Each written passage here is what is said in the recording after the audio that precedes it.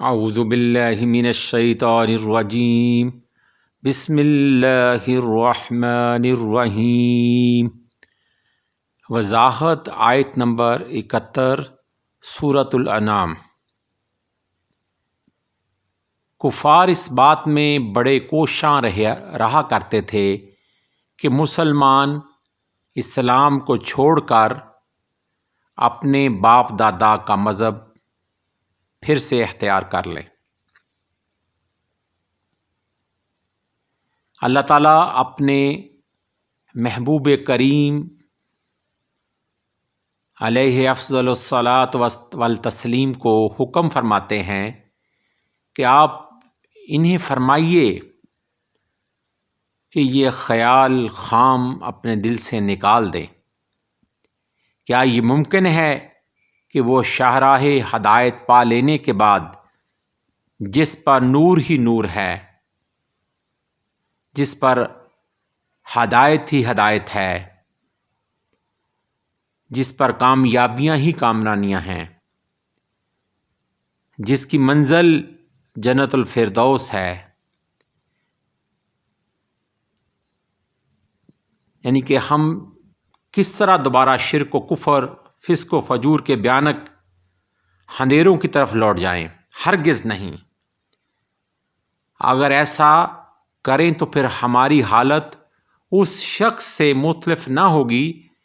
جو اپنی منزل مقصود کی طرف اپنے ساتھیوں کی رفاقت میں بڑھا چلا جا رہا ہے، جو راہ کے پیچ و خم اور نشیب و فراز سے اچھی طرح واقف ہے، اور پھر راستہ میں کوئی شیطان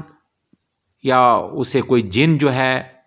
وہ مل جائے اور اسے اس کے راستے سے بھٹکا دے، اور پھر اس کے ساتھی اس کو بلائیں کہ اس منزل کی طرف آؤ، جو اپنی منزل مقصود کی طرف ایسے ساتھیوں کی رفاقت میں بڑھا چلا جا رہا ہے، تو پھر یہ کیوں کر ممکن ہے کہ وہ راستہ چھوڑ دے؟ لیکن اگر کوئی شیطان اسے بہکا دے اور وہ اپنے ساتھیوں کو چھوڑ کر اس کے پیچھے ہو لے، اس کے ہمراہ اس کو پیچھے سے آواز دیں ہمراہی کہ کدھر بھٹک رہا ہے، کدھر جا رہا ہے، سیدھی راہ تو ادھر ہے، اور وہ ششدر و حیران و درماندہ تصویر حیرت بنا کھڑا ہو اور کچھ فیصلہ نہ کر سکے کہ اسے کدھر جانا ہے۔ اے کفار، تمہاری یہ توقع عبث ہے، فضول ہے کہ ہم دولت کا یقین سے مالا مال ہونے کے بعد شک و گمان کے بھنور میں کود پڑیں اور اپنے آپ کو راہ ہدایت سے ہٹا لیں اور دنیا کی بھول بھلائیوں میں اور دنیا کے مال و متاع میں اپنے آپ کو پھنسا لیں، شک و گمان کے بھنور میں کود پڑیں گے۔ شیطان نے انسان کو نفسانی خواہش کو مزین و راستہ کر دیا ہو اور وہ اس پر فریفتہ ہو چکا ہو اور حق کا دامن چھوڑ کر باطل کی پیروی میں مگن ہو گیا ہو،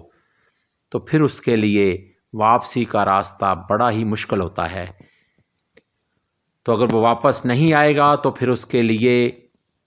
جو اس کی پکڑ ہے وہ بڑی ہی دردناک ہے،